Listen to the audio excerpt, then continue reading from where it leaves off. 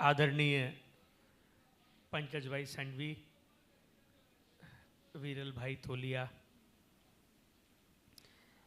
इन समस्त मंडलों के सभी पदाधिकारी,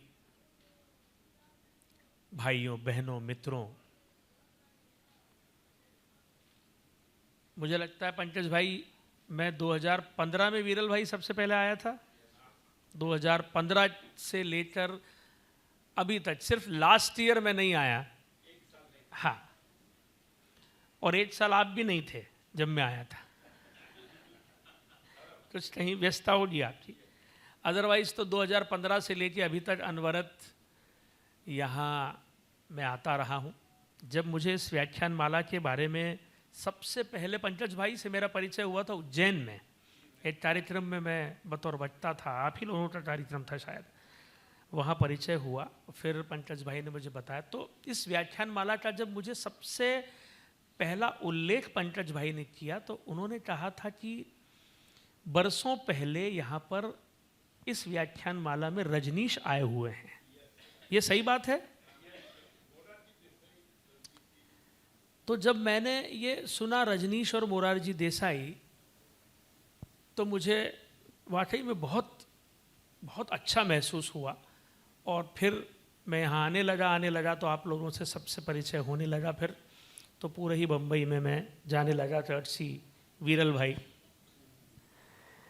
वो मुझसे ज़्यादा जानते हैं कि मैं कब कब कहाँ जाने वाला हूँ। पहले तो वीरल भाई ही डिसाइड करते हैं कि कौन से दिन यहाँ, कौन से दिन आशादीप, कौन से दिन दादर। एनी विच वेज, आज बिल्कुल नया विषय हमने लिया है जिस पर हम बात करेंगे। विषय है भीतर की यात्रा और बाहर की यात्रा में संतुलन, समानांतर यात्राएं। एक नया विषय हमने लिया है, आज हम उस पर बात करेंगे।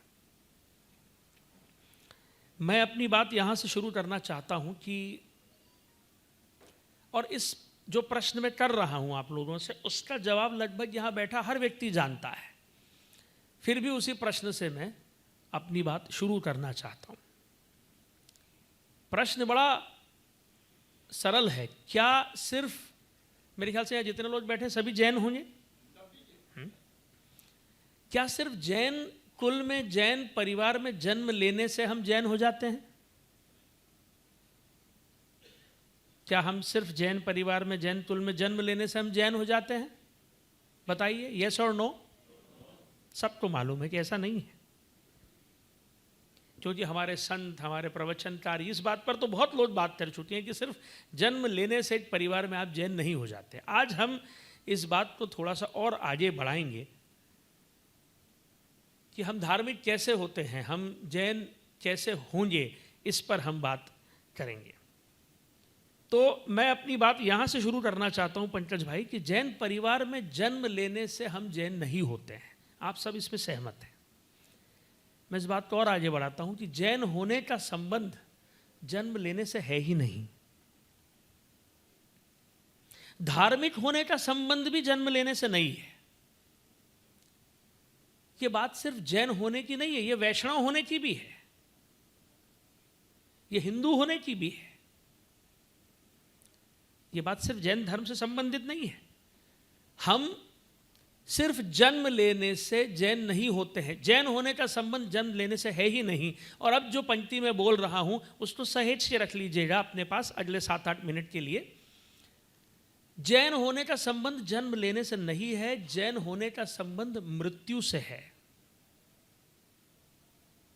जैन होने का संबंध जन्म लेने से नहीं है, जैन होने का संबंध मृत्यु से है। आपको आश्चर्य होगा मेरी इस बात पर, थोड़ा सा कौतूहल होगा, पर हम अगले 7-8 मिनट में इस बात को कंक्लूड कर लेंगे कि कैसे जैन होने का संबंध जन्म से नहीं है, जैन होने का संबंध मृत्यु से है। अब एक छोटी सी कहानी से अपनी बात हम शुरू करते हैं। तो वीरल भाई, ऐसा हुआ कि पहले के ज़माने में स्कूल्स तो होते नहीं थे, बहुत पहले आश्रम होते थे, वही पढ़ाई होती थी। महाभारत रामायण काल में आश्रम ही होते थे। तो 2 मित्र एक आश्रम में पढ़ते थे, दोनों बेहद विद्वान। और पहले के ज़माने में डिबेट्स, इलोक्यूशन नहीं होती थी, शास्त्रार्थ होते थे। शास्त्रार्थ यानी किसी धर्म के विषय पर एक समूह पक्ष में बोलेगा और एक समूह विपक्ष में बोलेगा। तो दो मित्र थे, दोनों बड़े गहरे दोस्त थे, बड़ा प्रेम था और एक आश्रम में पढ़ते थे, गुरुकुल में पढ़ते थे और वहां शास्त्रार्थ हुआ। एक मित्र पक्ष में बोल रहा था और एक मित्र विपक्ष में बोल रहा था। बड़ी बहस हुई, बड़े बड़े तर्क दिए गए, बड़ी विद्वता पूर्वक बातें करी गई और बहस बौद्धिक रूप से ऊपर ऊपर ऊपर जाते चले गई, ऊंची जाते चले गई। और बहुत समय बाद जब बहस अपने पीक पर थी, चरम पर थी, शीर्ष पर थी, तो दोनों मित्रों में से एक मित्र खड़ा हुआ और उसने कहा कि मैं अब इस बहस में हार मान लेना चाहता हूं। जबकि बहस बराबरी पे थी, कोई भी जीतता हारता लग नहीं रहा था, लेकिन उसने कहा मैं अब इस बहस में आगे भाग नहीं लेना चाहता हूं। सामने मेरा मित्र है और मैं उस मित्र को बहुत प्यार करता हूं, इसलिए मैं इसमें से विड्रॉ कर लेता हूं, मैं ये बहस को आगे बढ़ाना नहीं चाहता। तो दूसरा जो मित्र था सामने, उसको विजेता घोषित कर दिया गया। इस आदमी ने विड्रॉ कर लिया और जीतने वाले को तो सब तारीफ मिली, लेकिन इस आदमी को जीतने वाले से ज्यादा तारीफ मिली क्योंकि इसने त्याग किया। क्या किया? त्याग। बड़ी रोचक कहानी है, कहानी मोड़ लेगी, अभी देखिएगा। इस आदमी को तारीफ मिली, सराहना मिली क्योंकि इसने त्याग किया, सैक्रिफाइस किया। बहुत तारीफ मिली, बहुत, लगभग जीतने वाले से ज्यादा मान लीजिए आप, उसे तारीफ मिली त्याग करने पर। ठीक है, बात यहां खत्म हो रही। दोनों विद्यार्थी थे, दोनों मित्र थे, 20-30 साल हुए, दोनों बड़े हुए। ये जिसने त्याग किया था वो बना उस राज्य का राजा। तो विरल भाई वो बना राजा, और जो जीता था वो बहस, बहुत अच्छा बोलता था, वो धीरे धीरे बोलते बोलते, प्रवचन देते देते वो संत बन गया, फकीर बन गया। क्या बन गया वो? फकीर। तो वही दोनों मित्र बड़े हुए, जिसने त्याग किया वो बन गया उस राज्य का राजा, और जो जीता था वो बन गया फकीर। अब 25 साल बाद राजा को ये मैसेज आया कि वो आपका जो बरसों पुराना मित्र है, वो फकीर जो है वो राज्य में आ रहा है। तो बड़ा प्रसन्न हुआ। जैसे पंकज भाई और हम बात करते हैं तो अलग ही प्रसन्नता, साल में भले ही हम एक बार मिलते हो, 2-3 बार मिलते हो, लेकिन एक वार्मथ है आपस में। तो वो राजा बड़ा प्रसन्न हुआ कि मेरा मित्र आ रहा है। उसने आदेश दिया कि पूरे राज्य को सजाया जाए, फूलों से सजाया जाए, रोशनी से सजाया जाए। ईरान से कालीन जो हैं बुलवाए गए और वो पूरे रास्ते में कालीन बिछाए गए, पूरे रास्ते में कालीन बिछाए गए, पूरे राज्य को फूलों से सजाया गया, रोशनी से सजाया गया।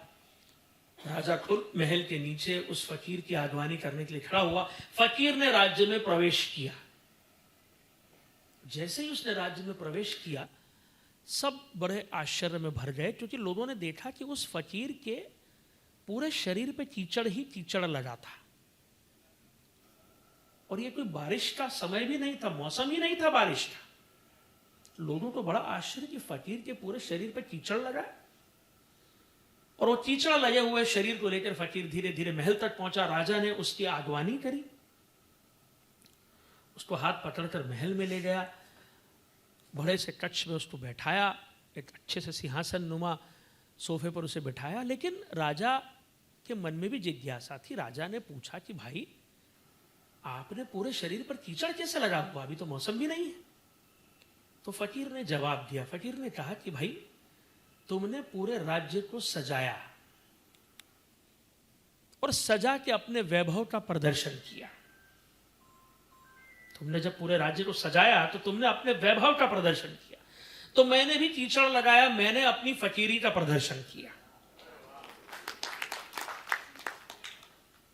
मित्र थे दोनों बचपन के। तो राजा ने कहा कि अगर ऐसा है तो फिर तो हम दोनों में 25 साल में कोई अंतर नहीं रहा। 25 साल पहले मैंने त्याग किया था और तुम जीते थे। आज मैंने वैभव का प्रदर्शन किया और तुमने फकीरी का प्रदर्शन करा। मैंने जिस दंभ को पाकर तृप्त किया, तुमने आज फिर उसी दंभ को खोकर तृप्त किया। समझिएगा बात को। मैंने हासिल करके जिस दंभ को तृप्त किया, मैंने वो वैभव हासिल किया राजा बनकर, और मैंने हासिल करके जिस अहंकार को तृप्त किया, तुमने भी छोड़ने का दिखावा करके उसी अहंकार को तृप्त किया। तो जब हम दोनों अपने अपने अहंकार को तृप्त कर रहे हैं, एक हासिल करके और एक छोड़कर, तो तृप्त तो हम अहंकार को ही कर रहे हैं। और जब हम अहंकार को ही तृप्त कर रहे हैं, तो मेरे मित्र फिर मुझ में और तुम में कोई अंतर नहीं रहा। जैन धर्म या किसी भी धर्म का बुनियादी आधार जो है, वो स्वत्व को त्यागने का है, स्वत्व को छोड़ने का है। स्वत्व मतलब पंकज भाई, ये जो मैं है ना हमारे अंदर, मैं अहम, अहंकार, मैं। जैन धर्म की मूल शिक्षा संपत्ति को छोड़ने की नहीं है, स्वत्व को छोड़ने की है। स्वत्व यानी मैं, बहुत बहुत सुंदर शब्द है स्वत्व, यानी मैं। अहंकार जो हमारे अंदर होता है ना, मैंने किया, मैंने घर खरीदा, मैंने गाड़ी खरीदी, मैंने बच्चों को पढ़ाया, ये मैं, इसको कहते हैं स्वत्व। जैन धर्म की मूल शिक्षा जो है वो संपत्ति छोड़ने की नहीं है, स्वत्व छोड़ने की है। क्योंकि आप अगर स्वत्व छोड़ोगे तो संपत्ति अपने आप छूट जाएगी। संपत्ति छोड़ोगे तो स्वत्व छूट भी सकता है और नहीं भी छूट सकता है। जैन धर्म की मूल शिक्षा जो है इस अहंकार के विसर्जन की शिक्षा है, इस मैं को विलीन कर देने की शिक्षा है। पंकज भाई, मैं की बदलियों के पीछे ही तो आत्मा का सूरज छुपा होता है। जब ये मैं की बदलियां छटती है तो आत्मा का सूर्योदय होता है। अध्यात्म क्या है? अपनी आत्मा के स्वभाव से परिचय, यही है ना। जो भी वक्ता आएगा यही परिभाषा देगा।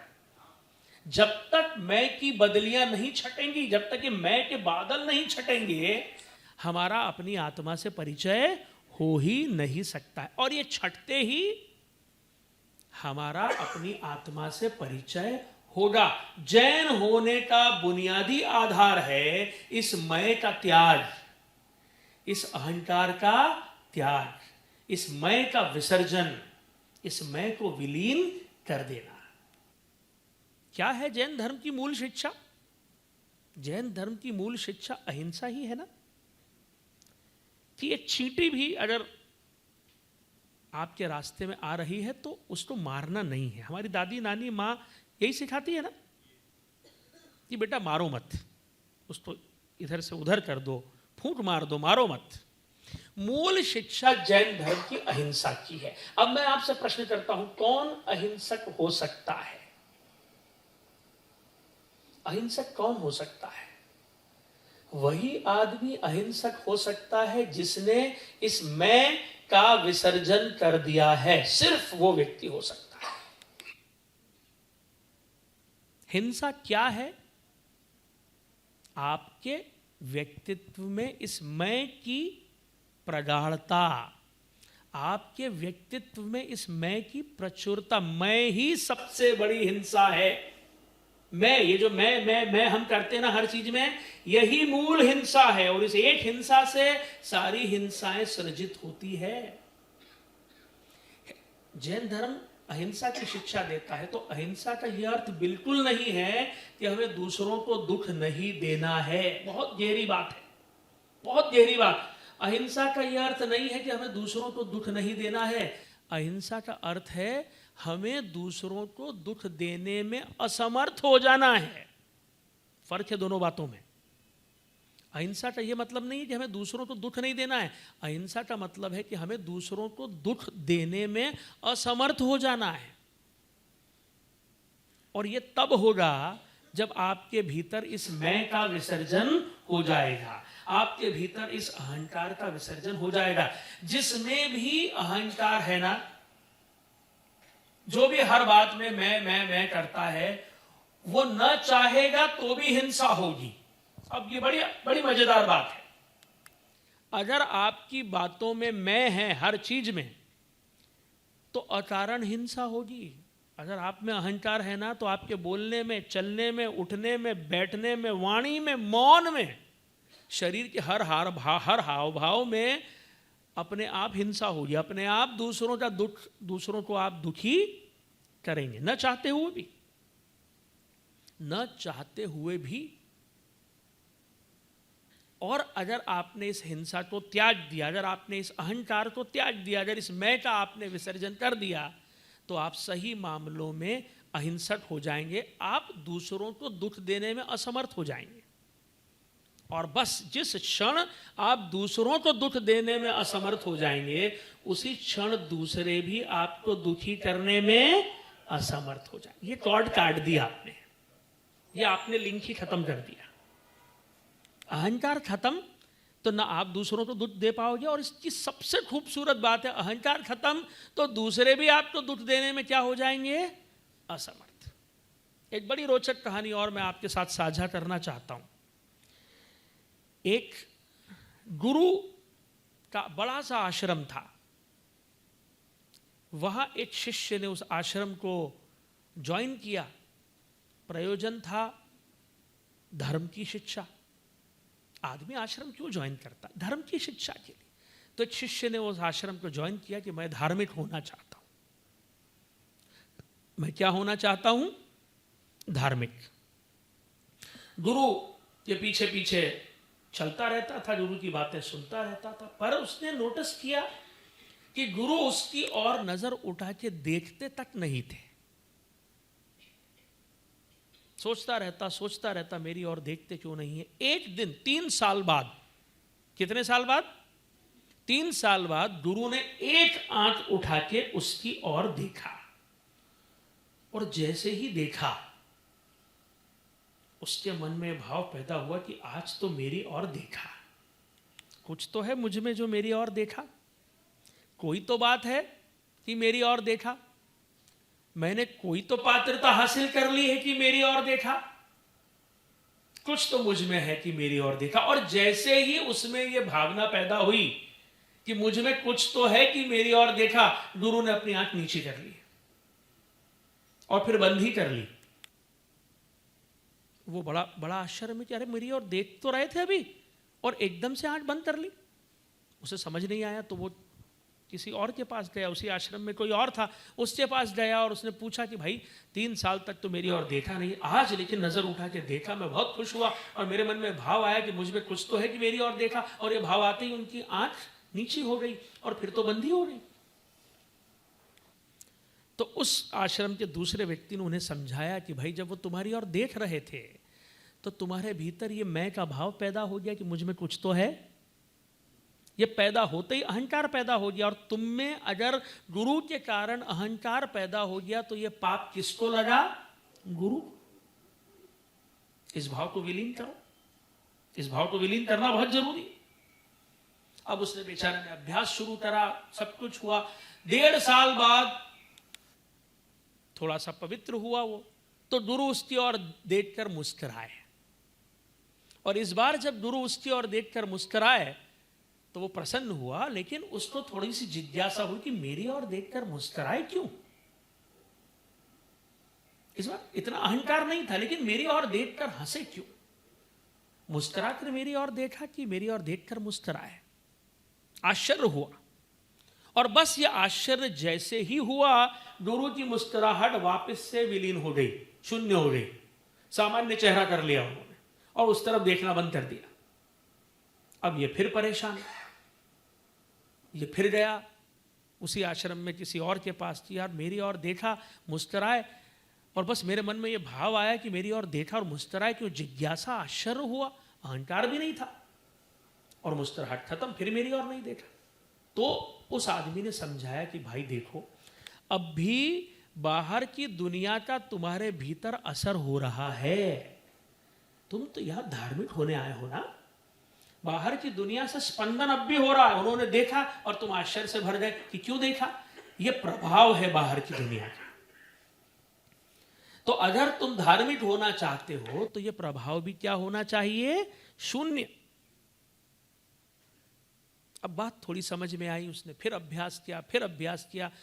1-2 साल बाद गुरु उसके पास आए, उसके सिर पे हाथ फेरा, उससे बात करी, मुस्कुराया, कंधे पे हाथ रखा और बोले कि आज जब मैंने तुम्हारी ओर देखा, आज जब मैं मुस्कुराया, आज जब मैंने तुमसे बात करी, आज जब मैंने तुम्हारे सर पे हाथ फेरा, तो तुम ऐसे देख रहे थे जैसे मैं किसी और के सर पे हाथ फेर रहा हूं, जैसे मैं किसी और से बात कर रहा हूं। मैं बात तुमसे कर रहा हूं, पर तुम देख ऐसे रहे थे जैसे मैं किसी और से बात कर रहा हूं। और ये जो भाव तुम्हारे भीतर पैदा हुआ, ये साक्षी भाव है। तुम्हारा कर्ता भाव समाप्त हो गया और साक्षी भाव प्रबल हो गया। आज तुम सही अर्थों में धार्मिक हो गए। तो जैन होने का बुनियादी आधार मैं का विसर्जन है, अहंकार का विसर्जन है। और ये मैं ही सारी हिंसाओं की मूल हिंसा है, इसी से सारी हिंसाएं होती है। और अगर आपने ये मैं के भाव को विसर्जित कर दिया तो आप मान लीजिए कि सही अर्थों में आप जैन हो गए। इसीलिए मैंने कहा था कि जैन होने का संबंध जन्म से नहीं है, आपके भीतर के अहंकार की मृत्यु से है। मैंने यही लाइन कही थी सबसे पहले कि जैन होने का संबंध जन्म से नहीं है, अहंकार की मृत्यु से है, ये मैं की मृत्यु से है, ये स्वत्व की मृत्यु से है। ये आपके भीतर का अहंकार की जब मृत्यु हो जाती है तो आप सही अर्थों में जैन हो जाते हैं। इसीलिए जैन होने का संबंध जन्म से न मानकर मृत्यु से माना गया है। अब हम बात करते हैं कि क्यों ये अहंकार पैदा होता है, कैसे ये अहंकार पैदा होता है और ये कैसे बढ़ता है, और जीवन की समानांतर यात्राओं का विषय हमने क्यों लिया। हम इस जीवन में पंकज भाई दो यात्राएं करते हैं, एक बाहर की यात्रा और एक भीतर की यात्रा। करते हैं तो नहीं कह सकते, करना चाहिए, लेकिन हम कभी करते हैं कभी नहीं करते हैं। अब बात करते हैं कि बाहर की यात्रा होती क्या है और इससे अहंकार कैसे पैदा होता है। हम एक परिवार में सर जन्म लेते हैं, स्कूल में पढ़ते हैं, फिर एक और स्कूल में पढ़ते हैं, फिर एक कॉलेज में पढ़ते हैं, फिर एक और कॉलेज में पढ़ते हैं, फिर व्यापार व्यवसाय करते हैं, नौकरी वोकरी करते हैं, फिर शादी करते हैं। यही है हमारा जीवन। ये बाहर की यात्रा है। ये कैसी यात्रा है? बाहर। और इस बाहर की यात्रा में आप जो सारी उपलब्धियां हासिल करते हैं वो विज्ञान की मदद से करते हैं। एजुकेशन को भी हम साइंस मान लेते हैं, बिजनेस को भी हम साइंस मान लेते हैं, रिलेशनशिप मैनेजमेंट को भी, ह्यूमन रिसोर्स हम क्या मान लेते हैं सर? साइंस। तो ये सारा नॉलेज, इंफॉर्मेशन, एक्सपीरियंस जो हमें मिलता है इसको हम विज्ञान मान लेते हैं। बाहर की यात्रा में हम विज्ञान की मदद से जीतते हैं और इस बाहर की यात्रा में जीतने पे हमें सुख मिलता है। सुख मिलता है। सुख का अर्थ है जो शरीर के तल पर आपको अच्छा महसूस कराए वो सुख। जो शरीर के तल पर आपको अच्छा महसूस कराए वो सुख। जैसे आपने इत्र लगा लिया, सुख। अच्छा कपड़ा पहन लिया, सुख। रसगुल्ला खा लिया, सुख। तो आप बाहर की यात्रा करते हैं विज्ञान की मदद से और विज्ञान की मदद से आपको मिलता है सुख।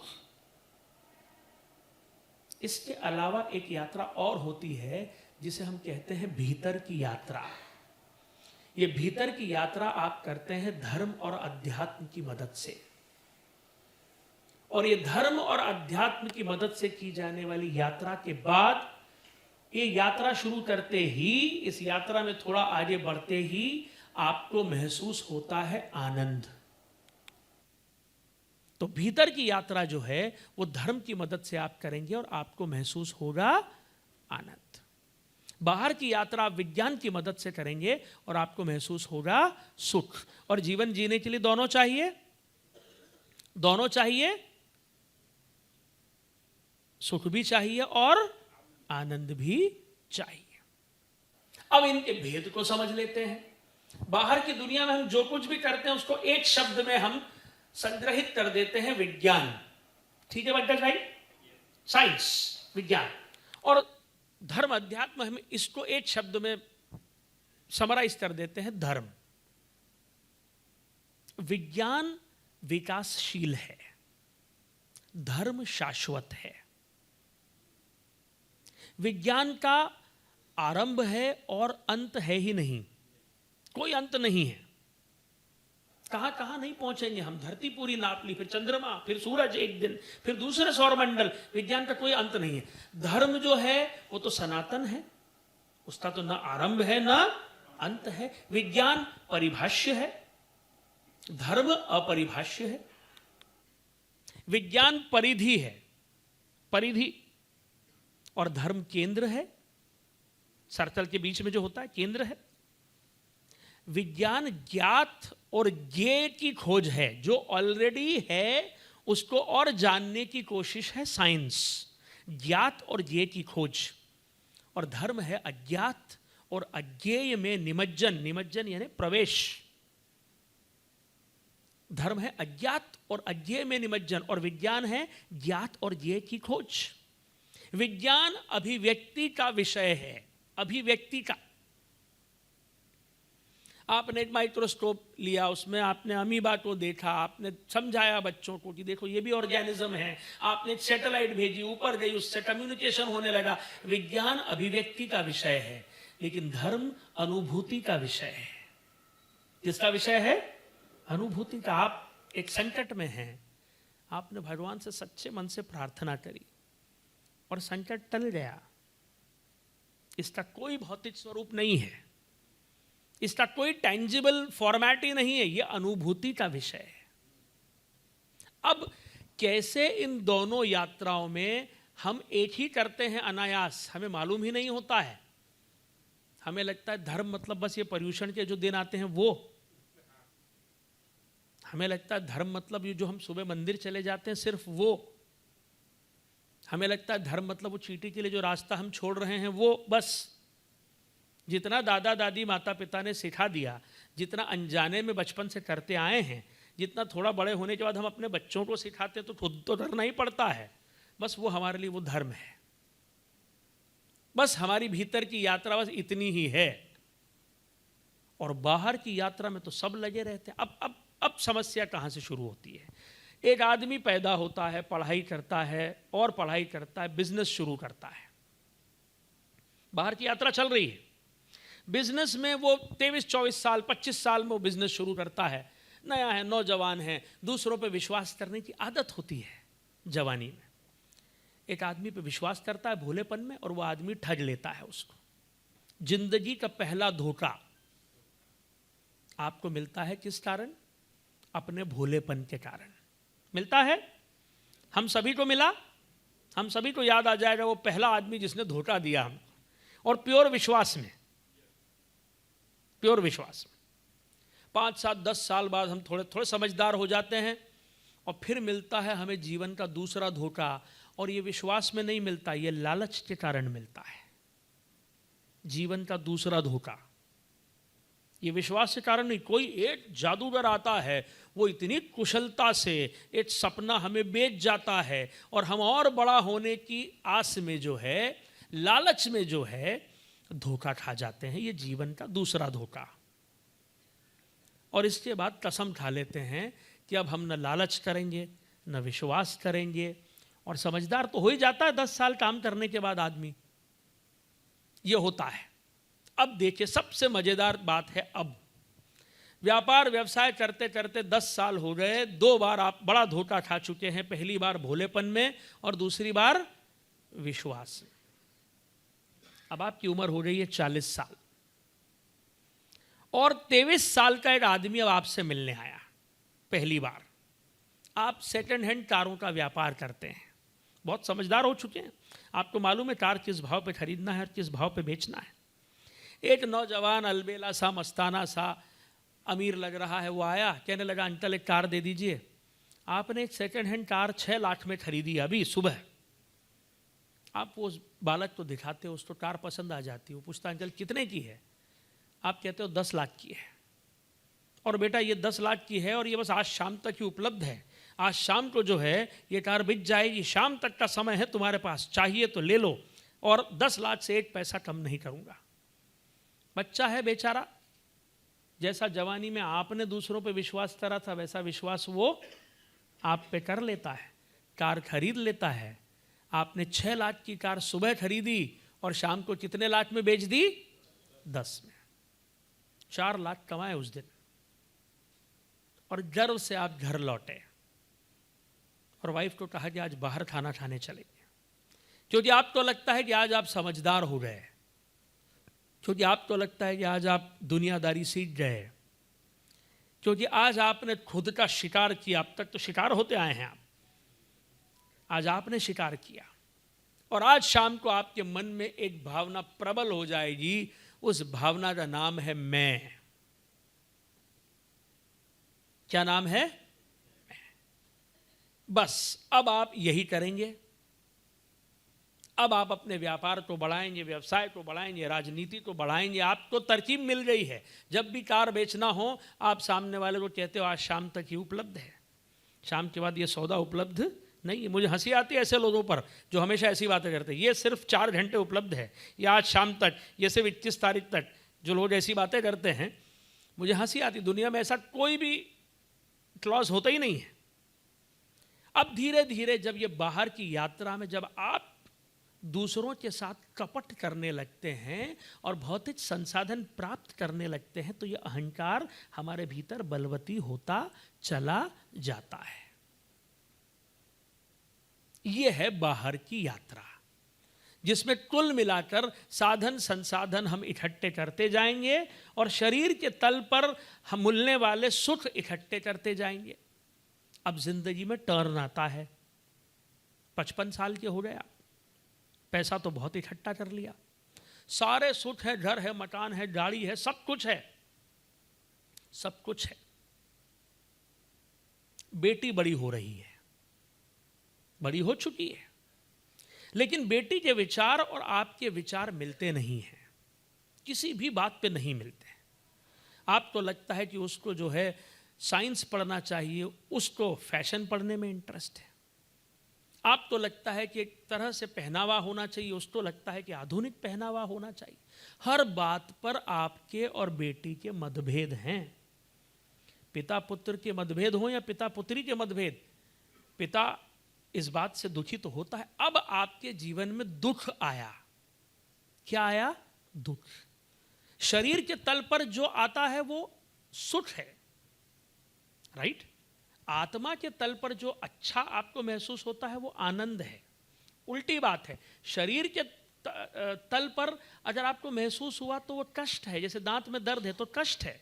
लेकिन संताप जिसे हम कहते हैं, आत्मा के तल पर कोई बात आपको कचोट रही है तो वो दुख है।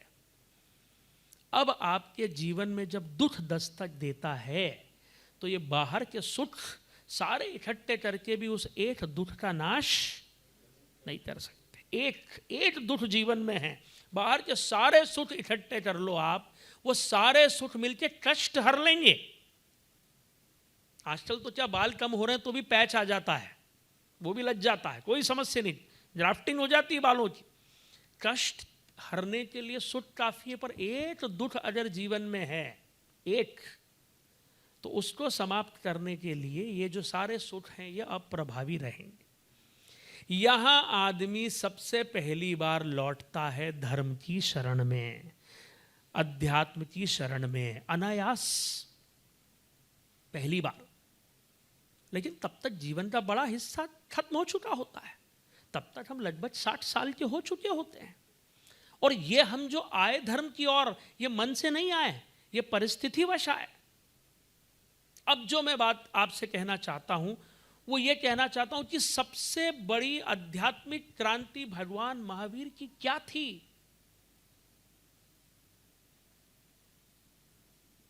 सबसे बड़ी आध्यात्मिक क्रांति भगवान बुद्ध की क्या थी? इनसे पहले जीवन को 4 आश्रमों में बांट दिया गया था, याद है आपको? 4 आश्रम, और वानप्रस्थ और सन्यास, ये 3 और 4 थे। और धर्म कब करता था आदमी? सन्यास आश्रम में। कब करता था? थोड़ा वानप्रस्थ में और बाकी संन्यास में। भगवान महावीर की सबसे बड़ी जो आध्यात्मिक क्रांति है वो ये है कि उन्होंने भीतर की यात्रा शुरू करी अपनी युवावस्था में, जब ओज, तेज, शक्ति, वीर्य सब कुछ प्रबल था, तब उन्होंने जो है भीतर की यात्रा प्रारंभ करी। और यही भगवान बुद्ध ने भी किया, एग्जैक्टली उसी वक्त, भरी जवानी में, भरे युवावस्था। हम भगवान तो नहीं बन सकते, पर उनके जीवन का 1% तो अनुसरण कर सकते हैं, 1%। उस 1% में ही हमारे भीतर क्रांति घटित हो जाएगी। और इसीलिए यह विषय हमने लिया है समानांतर यात्राएं। एक साथ दोनों यात्राएं, बाहर की यात्रा भी और भीतर की यात्रा भी। बाहर की यात्रा में विज्ञान है, वो सुख देगा आपको। भीतर की यात्रा में धर्म है, वो आनंद देगा आपको। गौर से सोचिए, फिजिक्स की एक बात है, केंद्र है और केंद्र के आसपास की परिधि है। केंद्र है और उसके आसपास की परिधि है। अगर आप केंद्र पर होना तो केंद्र भी है और परिधि भी है, पर अगर आप परिधि पर हो तो सिर्फ परिधि है। मेरी बात को समझने की कोशिश करिए। इमेजिन करिए कि एक बड़ा सा सर्कल है, उसके बीच में रेडियस है। अगर आप रेडियस पे खड़े हो तो आप रेडियस भी देख सकते हो और सर्कल भी देख सकते हो, पर अगर आप सरकमफ्रेंस पे खड़े हो, अगर आप परिधि पे खड़े हो तो आप सिर्फ क्या देख पाओगे? परिधि। और यहीं से हमारा तीसरा, इस व्याख्यान का तीसरा जो भाग है वो शुरू होता है कि धर्म और विज्ञान जो है वो विरोधाभासी नहीं है। ये विरोधाभासी नहीं है, बिल्कुल भी नहीं है। अच्छा, थोड़ा बहुत विरोध विज्ञान धर्म से कर सकता है, पर धर्म विज्ञान से विरोध नहीं कर सकता है। थोड़ा बहुत गुस्सा बेटा माँ से हो सकता है, माँ बेटे से गुस्सा नहीं हो सकती है, क्योंकि बेटा माँ से ही तो निकलता है। बेटे की उत्पत्ति कहाँ से? माँ से। विज्ञान की उत्पत्ति कहाँ से? धर्म से ही तो है। तो जीवन समझ रहे, इन दोनों का आपस में कोई विरोधाभास नहीं है।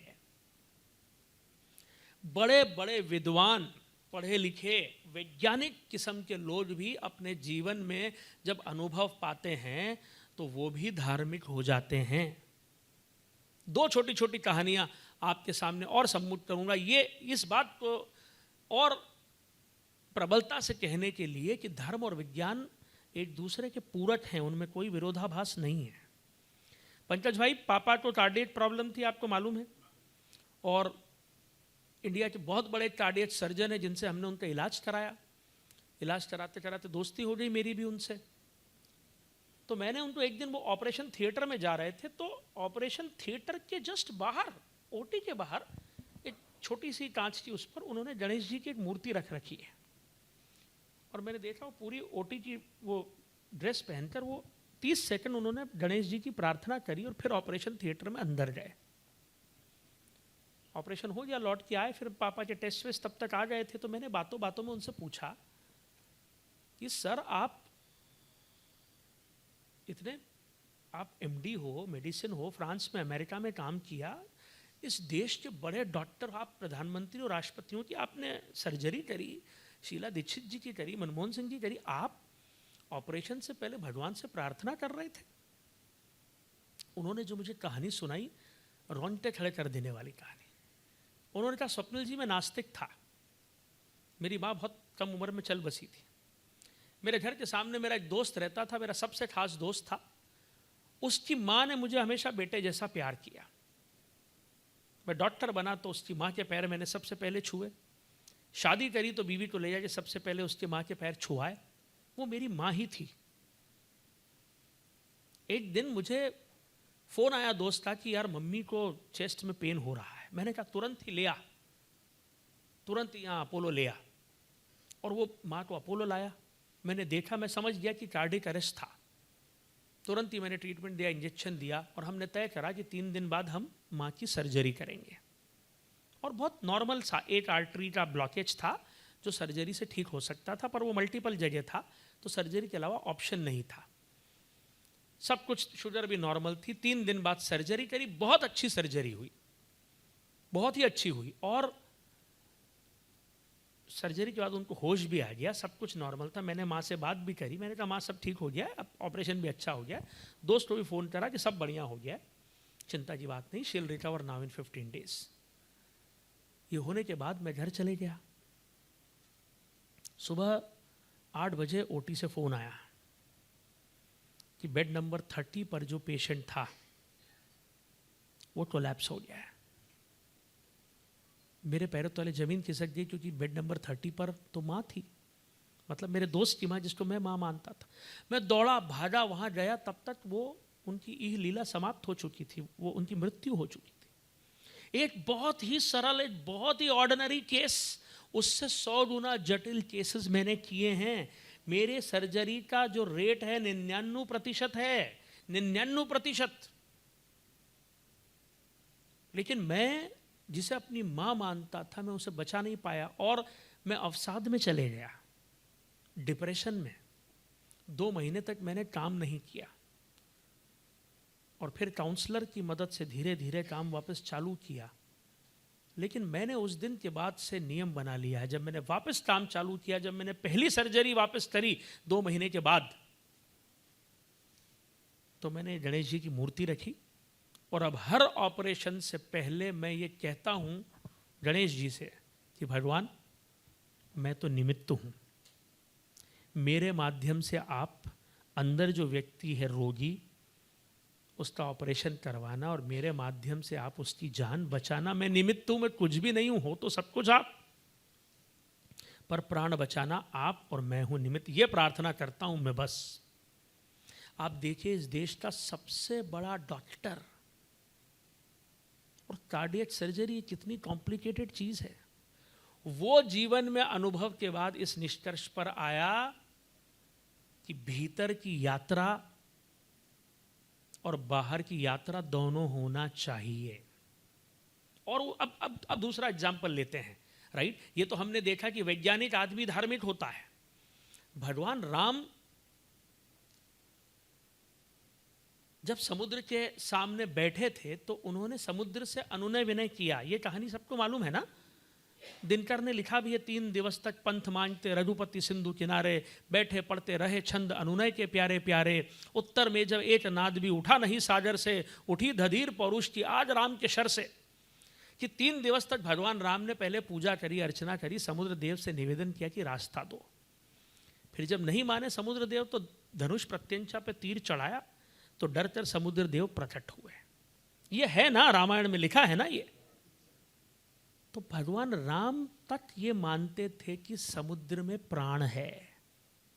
मानते थे कि नहीं? पर्वत में प्राण है। भगवान महावीर जब विहार करते थे तो वनस्पतियों से ऊर्जा लेते थे और वनस्पतियों को वात्सल्य देते थे। भगवान महावीर को भोजन की आवश्यकता ही नहीं पड़ती थी, क्योंकि वनस्पतियां उन्हें ऊर्जा देती थी सीधे, और वो वनस्पतियों को वात्सल्य देते थे। बरसों बाद ये साबित हुआ कि पेड़ पौधों में जान होती है। बहुत बात, जैनिज्म तो बहुत पुराना है, लेकिन हमारे, आप समय सार पढ़ लीजिए, समय सार में ये लिखा हुआ है कि भगवान महावीर वनस्पतियों को ऊर्जा देते थे और ऊर्जा लेते थे और वनस्पतियों को वात्सल्य देते थे। सालों बाद, 2000 साल बाद विज्ञान ने साबित किया कि पौधों में तो प्राण होते हैं। तो धर्म और विज्ञान पूरक हैं, एक दूसरे के विरोधाभासी नहीं है। और होना क्या चाहिए? धर्म के हाथों में विज्ञान का होना शुभ है। केंद्र में धर्म होना चाहिए और परिधि पर विज्ञान होना चाहिए। नींव धर्म की होना चाहिए और अट्टालिका विज्ञान की होना चाहिए। भीतर शांति होना चाहिए और बाहर शक्ति होना चाहिए। धर्म के हाथों में विज्ञान होगा तो हमेशा शुभ होगा, हमेशा हमेशा। और अब अपने व्याख्यान के अंतिम छोर पर हम आते हैं। आखिरी बात, आपको ये दोनों यात्राएं क्यों करनी है, ये समझना बहुत जरूरी है। बाहर की यात्रा सिर्फ अपनी स्वार्थ सिद्धि के लिए नहीं करनी है, सिर्फ अपनी वासनाओं की तुष्टि के लिए नहीं करनी है, सिर्फ अपनी लिप्साओं की संतुष्टि के लिए नहीं करनी है। भीतर की यात्रा तो बहुत ही जरूरी है, करना ही होगी, लेकिन बाहर की यात्रा आपको क्यों करनी है ये जानना जरूरी है। मैं पंकज भाई ऐसे धर्म और अध्यात्म के खिलाफ हूं कि आदमी बिना जीवन के संघर्ष और चुनौतियां स्वीकार करे सीधे धार्मिक हो जाए और पलायन कर ले। ये गलत बात है। जीवन से बड़ा कोई युद्ध नहीं है। एक गृहस्थ के तौर पे जीवन जीना बहुत मुश्किल है, आसान नहीं है। इस दौर में एक परिवार को पालना, सबको खुशियां देना आसान नहीं है, मुश्किल है। तो बाहर की यात्रा इसलिए करनी है क्योंकि हम इस दुनिया में पैदा हुए तो हमारे अपने कर्तव्य हैं। कर्तव्य परायणता के कारण बाहर की यात्रा करनी है। आप एक पुत्र के रूप में पैदा हुए हो ना, तो माता पिता को सुख देना आपका कर्तव्य है। आपकी एक बीवी है, 2 बच्चे हैं, तो उन्हें सुख देना आपका कर्तव्य है। आप जैन समाज में हो तो समाज के लिए, मंडल के लिए कुछ सकारात्मक करना आपका कर्तव्य है। आप एक हिंदू समाज को बिलोंग करते हो, हिंदुओं के लिए कुछ करना आपका कर्तव्य है। इस देश में आप पैदा हुए हो, इस देश के लिए कुछ करना आपका कर्तव्य, कुछ सकारात्मक। मानवता के लिए इस विश्व में पैदा हुए हो तो उनके लिए कुछ सकारात्मक करना आपका कर्तव्य है। बाहर की यात्रा कर्तव्य परायणता के लिए जरूरी है, और भीतर की यात्रा जो है वो संवेदनशीलता के लिए जरूरी है, कुछ ठोस आधार हो उसके लिए जरूरी है। और दोनों यात्राएं जब आप करने लगेंगे तो क्या होगा? जब आप दोनों यात्राएं समानांतर करेंगे तो क्या होगा? तो वही होगा जो स्वामी विवेकानंद के भीतर हुआ, वही होगा जो रामकृष्ण परमहंस के भीतर हुआ, वही होगा जो महात्मा गांधी के भीतर हुआ। महात्मा गांधी ने अपने जीवन में दोनों यात्राएं समानांतर करी। सत्य के साथ परीक्षण जो है किताब, उसमें बहुत सारे प्रयोग भीतर किए गए और बहुत सारे प्रयोग बाहर किए गए। उपवास जो है जब आदमी करता है तो वो भीतर प्रयोग है, और उसी से सीखकर महात्मा गांधी ने सत्याग्रह बनाया, वो बाहर का प्रयोग है। तो जब आप दोनों यात्राएं एक साथ करेंगे तो आप में पैदा होगी जागृति, जागेंगे आप। इस जीवन की सबसे बड़ी समस्या नींद है, मूर्छा है, निद्रा है। वो नहीं जो यहां से जाने के बाद हम जो सोते हैं वो नींद नहीं, हम दिन में भी सोते ही हैं। हम कोई काम होश पूर्वक करते ही नहीं हैं। हम खाना भी खा रहे होते हैं ना, तो हमारे हाथ रोटी तोड़कर सब्जी में डुबोते हैं और वो कौर अपने मुंह में हम डालते हैं, लेकिन हमें होश ही नहीं रहता। 2 दिन पहले सुबह क्या खाया था किसी को याद नहीं रहेगा। आप गाड़ी भी चला रहे होते हैं तो होश ही नहीं रहता है कि रास्ते में कौन आया, कौन गया, क्या देखा। हम हर काम जो करते हैं कभी भी वर्तमान में रहकर नहीं करते हैं। मस्तिष्क चलता रहता है, या तो भविष्य में होते हैं या इतिहास में होते हैं। जब आप दोनों यात्राएं समानांतर करेंगे तो जागेंगे आप, तो जागृति होगी। जब आप खाना खा रहे होंगे तो वर्तमान में होंगे, और जो खाना घर का नौकर अगर आपको खाना परोस रहा है तो आपके मन में ये बात आएगी कि इसने भी खाना खा लिया होगा कि नहीं खाया होगा। जब आप खाना खाते खाते उसको देखेंगे तो आपके मन में भावना आएगी कि इसका भी बेटा बड़ा हो गया होगा, उसकी भी तो पढ़ाई बाकी होगी। जब आप दोनों यात्राएं एक साथ करेंगे तो जाग जाएंगे। हम कब जागते हैं मालूम है? सामान्य तौर पर तो हम सोए ही रहते हैं, सिर्फ संकट में जागते हैं। हम वर्तमान में रहते ही नहीं है, किसी भी स्थिति में वर्तमान में नहीं रहते हैं। लेकिन रात में 11 बजे एक अंधेरी गली से आप जा रहे हो अगर, और किसी ने चाकू आपकी गर्दन में अड़ा दिया, उस वक्त आप वर्तमान में आ जाते हैं। सब भूल जाते हैं कि हुंडी चिट्ठी पे कितने पैसे किसको उधार दे रखे हैं।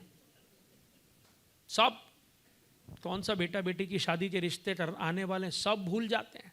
बीवी से क्या नोक झोंक हुई, सब भूल जाते हैं। कौन सा पार्टनर चुपचाप धूर्तता कर रहा है, सब भूल जाते हैं। कौन सा कर्मचारी फ्रॉड कर रहा है, सब भूल जाते हैं। फिल्म की हीरोइन भी याद नहीं आती, फिल्म भी याद नहीं, क्योंकि गले पर क्या पड़ा हुआ है? चाकू। उस वक्त 100% हम वर्तमान में होते हैं, होश पूर्वक होते हैं, क्योंकि प्राण पर बनाई है ना। अवस्था तो वही ठीक है, पर वो बिना चाकू के आना चाहिए। और वो तब आएगी जब हम दोनों यात्राएं एक साथ करेंगे, तब हम जागेंगे, जागृत होंगे। और जब हम जागृत होंगे तो फिर हमारे भी भीतर आध्यात्मिक क्रांति प्रस्फुटित होगी। तब आपके भीतर चेतना पैदा होगी, और वो चेतना भीतर से जब बाहर निकलेगी तो वो करुणा बनेगी, अवेकनिंग होगी अंदर, कॉन्शियंस पैदा होगा अंदर, और बाहर बनेगा कंपैशन। तब आपके मन में हर जीव जंतु के लिए दया होगी। जीव जंतु नहीं, पेड़ पौधे, गाय बैल, सबके लिए आपके मन में क्या पैदा होगा? कंपैशन। तब जब फिर ये होगा तो आपके भीतर जो श्रद्धा होगी वो बाहर विश्वास बन के निकलेगी। उल्टा भी हो सकता है, बाहर विश्वास होगा, वो भीतर श्रद्धा बनेगी। आप एक मुसीबत में हो, दो दोस्त आए, उन्होंने आपकी मुसीबत दूर कर दी, तो विश्वास हुआ कि दोस्ती में कुछ बात है। और जब दोस्ती पे विश्वास आपका सुदृढ़ होगा ना, तो भगवान पे विश्वास और बढ़ेगा। उल्टा भी होगा, जब भगवान पे विश्वास और बढ़ेगा ना, तो दोस्ती पे विश्वास और बढ़ेगा। मतलब श्रद्धा भी विश्वास की ओर लाएगी, विश्वास भी श्रद्धा की ओर लाएगी, चेतना भी करुणा की ओर ले जाएगी, और करुणा भी चेतना की ओर ले जाएगी। तब फिर क्रांति पैदा होगी आपके भीतर। तो भीतर पैदा होगी अंतर्दृष्टि, और वो बाहर बन के निकलेगी दूरदृष्टि। तब फिर आप जब उपवास करेंगे तो आपको समझ में आएगा कि ये तो हथियार है। अभी तो मैं लड़ रहा हूं अपनी इंद्रियों से, लेकिन इसे सत्याग्रह बनाकर मैं अगर आ जाऊं तो मैं फिर सरकार से भी लड़ सकता हूं। बहुत पावरफुल हथियार है, बहुत ताकतवर है। तब फिर जो है भीतर और बाहर की दोनों यात्राओं को करने से जो है एक अद्भुत क्रांति हमारे भीतर पैदा हो। और ये कोई बहुत मुश्किल नहीं है, कोई ये बहुत धार्मिक क्रिया की मैं बात नहीं कर रहा हूं। अपने जीवन में भीतर की यात्रा आप कहीं से भी शुरू कर सकते हैं, छोटी सी शुरुआत भी आप कर सकते हैं। और बाहर की यात्रा तो आप करते ही हैं, उसमें आपको सिर्फ मैं का विसर्जन करना है, सिर्फ अहंकार का विसर्जन करना है। मैं तो टीचर हूं, आपने माइक दे दिया टीचर के हाथ में, तो वो अनवरत चलता रह सकता है। मैं अपनी बात को यही विराम देता हूं। कुछ क्वेश्चन आंसर हो तो हम ज़रूर कर सकते हैं, करना चाहिए। 2 4 5 प्रश्न हो तो और बात हो पाती है और बेहतर हो पाता है। मैं जो कहना था वो कह चुका हूं। धन्यवाद। जय हिंद। कोई भी प्रश्न हो तो आप पूछ सकते हैं, किसी भी विषय से संबंधित।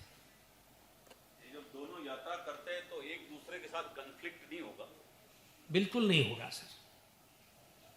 एक उदाहरण दें, मैं फिर आप बताइए एक उदाहरण, कॉन्फ्लिक्ट कैसे होगा?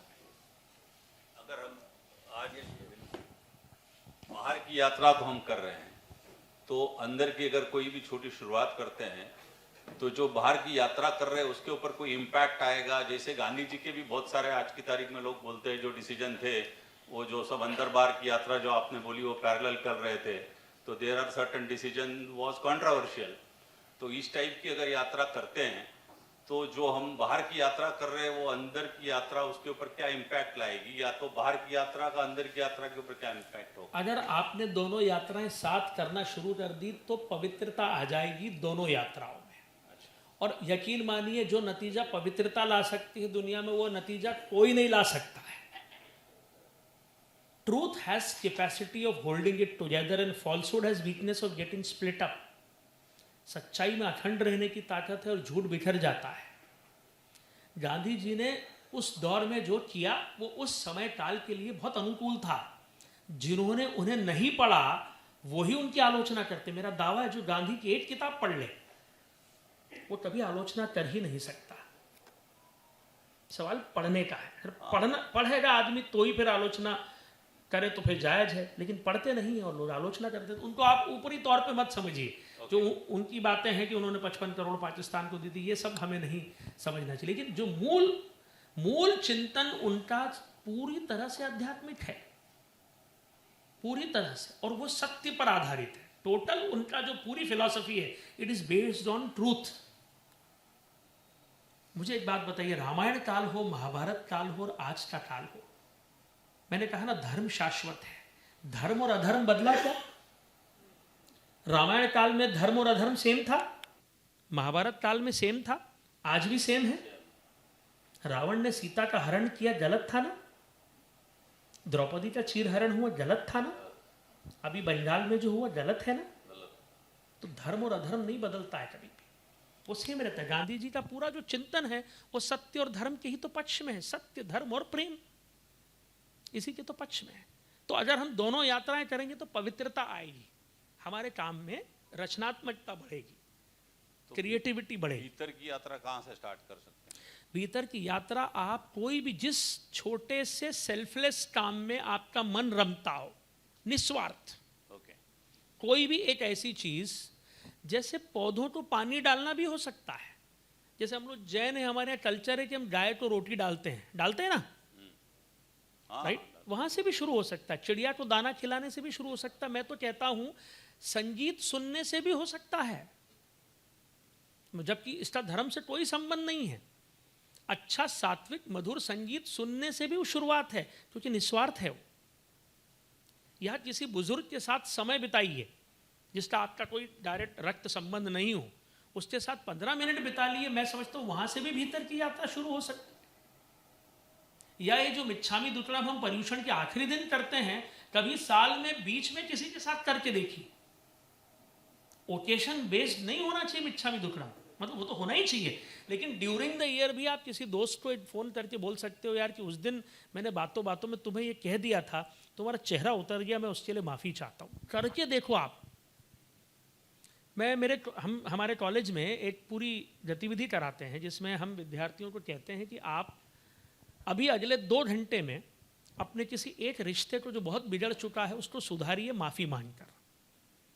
भाई से, बहन से, मित्र से, जो एक रिश्ता बिगड़ा हुआ है, अपनी गलती ढूंढिए, सॉरी बोलिए, उसको सुधारिए।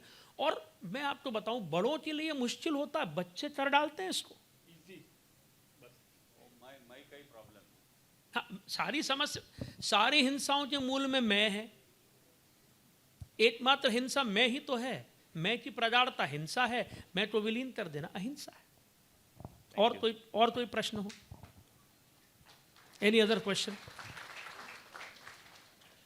जी सर।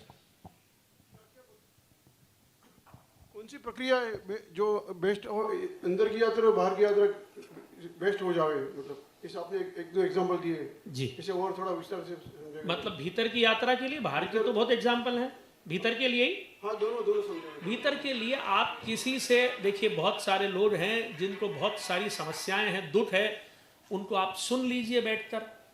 निस्वार्थ भाव से किया गया कोई भी कार्य, निस्वार्थ भाव से किया गया कोई भी कार्य, अपने से कम शक्तिशाली व्यक्ति की गई कोई भी मदद जिसके एवज में आप कुछ नहीं चाहते हैं, पशु पक्षी पर्यावरण के लिए किया गया कोई भी काम, संगीत नाटक साहित्य से जुड़ा हुआ कोई भी काम, किसी खिलाड़ी को करी गई कोई भी मदद, किसी संत को भोजन करा, चलो तो जैन समाज में हम करते ही हैं, मतलब वो तो हमारा पार्ट एंड पार्सल है। तो परोपकार है।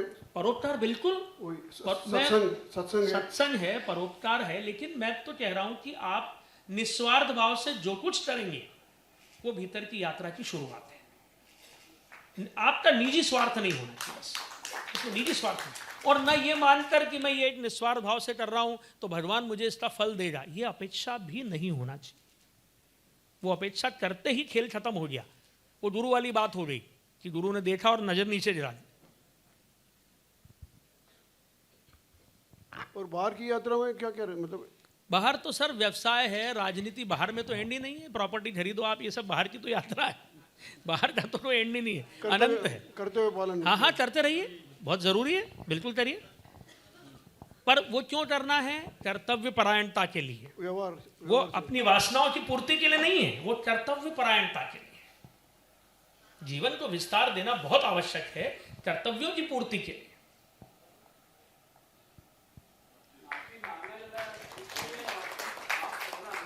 माफी मांगना ज्यादा मुश्किल है कि माफ करना। देखिए माफी मांगने में साहस चाहिए और माफ कर देने के लिए करुणा चाहिए। अब आप में क्या कम है उससे तय होगा क्या मुश्किल है। आप में अहंकार बहुत ज्यादा है तो फिर आप माफी मांग नहीं पाएंगे। और आप निर्मम है तो आप माफ़ कर नहीं पाएंगे। आप दोनों हैं तो दोनों आसानी से करेंगे, दोनों नहीं तो दोनों मुश्किल होगा आपके। जो भी है फिर भी प्रयास करना चाहिए, मेरा कहना है। चलिए मान लेते हैं हम अहंकारी हैं, तो भी बहुत मुश्किल होता है सॉरी बोलना, बिल्कुल बहुत मुश्किल होता है। मैंने आज से 12-14 साल पहले, 10 साल पहले दिव्यदीप को किसी बात पे डांट दिया, और इतनी बुरी तरह से डांट दिया कि मुझे रात में सोते वक्त लगा कि यार ये तो अति हो गई आज। डीडी એટલે એનો मेरा छोटा भाई है, એનો નાનો ભાઈ और मैंने, आप यकीन नहीं मानेंगे, मुझे लगा कि भाई ये तो गलती हो गई आज। मैंने रात में 1 बजे उससे नींद में उठाकर माफ़ी मांगी। बहुत बड़ी बात है। और मैं आपको बताऊं, उसके लिए मुझे इतनी हिम्मत जुटानी पड़ी, इतना ईगो मारना पड़ा कि मैं आपको बता नहीं, मतलब मेरे जीवन का टफेस्ट थे वो 7 कदम चल के उसके कमरे तक जाना और दरवाज़ा खटखटाना, क्योंकि अहंकार तो मारना पड़ा। तो ये बिल्कुल सच्ची बात है। आप उससे पंकज भाई कभी मिले तो पूछिएगा।